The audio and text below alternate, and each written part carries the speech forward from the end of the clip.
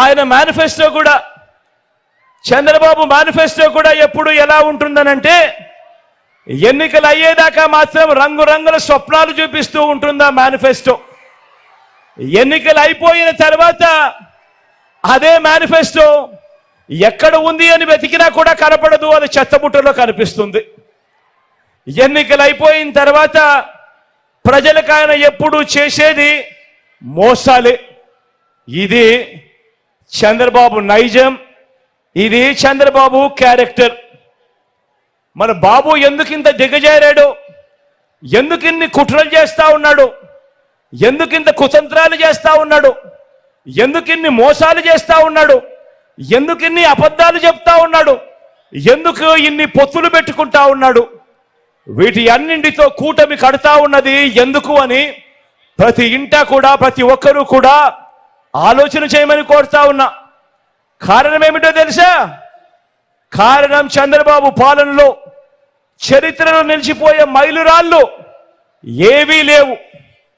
వ్యవస్థలు కానీ, మంచి పథకాలు కానీ, మంచి స్కీములు కానీ, ప్రజలకు చేసిన మంచి కానీ, ఇలాంటి పునాదిరాలు ఏవి కూడా చంద్రబాబు పాలనలో లేవు. చంద్రబాబు 14 సంవత్సరాలు ముఖ్యమంత్రిగా పరిపాలన చేశాడంటాడు, 3 సార్లు తాను ముఖ్యమంత్రిగా పాలన చేశాడంటాడు. కానీ తన పేరు చెబితే ఒక్కటంటే ఒక్కటైనా కూడా, తన పేరు చెబితే ఒక్కటంటే ఒక్కటైనా కూడా మంచి గుర్తుకొస్తుందా అని అడుగుతా ఉన్నా మిమ్మల్ని అందరినీ కూడా నేను. ఇలా 2 చేతులు పైకి ఎత్తారా, ఇలా ఇలా ఇలా ఇలా ఇలా ఇలా ఇలా ఇలా ఇలా ఇలా ఇలా ఇలా ఇలా ఇలా ఇలా తన పేరు చెబితే ఒక్కటంటే ఒక్క స్కీమ్ అయినా గుర్తుకొస్తుందా అని అడుగుతా ఉన్నాను. 2 చేతులు పైకి ఎత్తారా, ఇలా ఇలా ఇలా ఇలా ఇలా ఇలా ఇలా ఇలా ఇలా.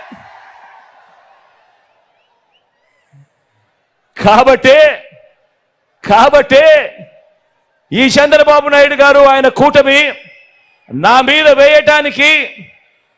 మీద వేయించడానికి వీళ్ళందరికీ గులకరాళ్ళే మిగిలాయి.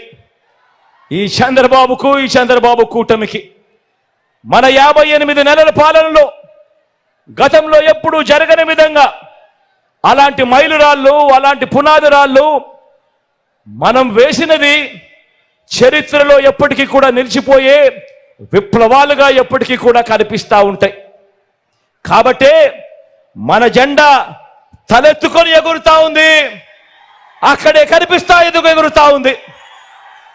వారి జెండా మరో 4 జెండాలతో జత కట్టినా కూడా ఎగరలేక కింద పడతా ఉన్నాయి వాళ్ళ జెండా.